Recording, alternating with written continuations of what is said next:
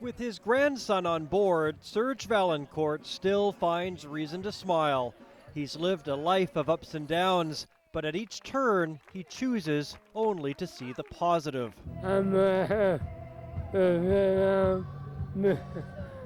Problem is, since his ALS diagnosis 2 years ago, his sound mind is becoming increasingly trapped in a body that just doesn't work. The muscle twitching has spread onto his legs.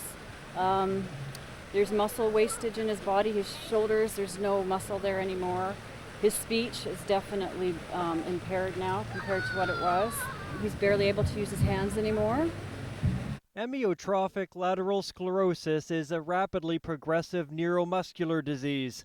It attacks the muscles, but not the senses and rarely the mind. Most people die within 5 years. Muscles atrophy and die. So in the case of ALS, a person slowly becomes paralyzed. This is just the latest battle for Valancourt, who nearly died in 2005 before getting a liver transplant. We've met him numerous times since then as he shared his passion for organ donation. Just a thank you.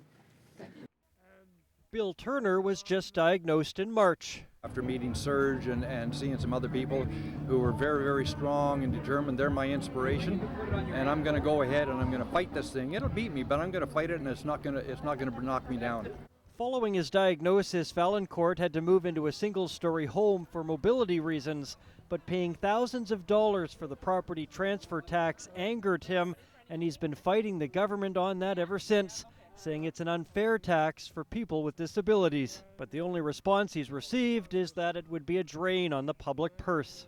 And you know, for someone that's having to sell their home because of their ALS to buy a home that's more accessible, to get charged again, it's not fair, and I think the government really needs to look at that tax. Since the first ALS walk 12 years ago, Canada has become a research leader with 60 labs across the country.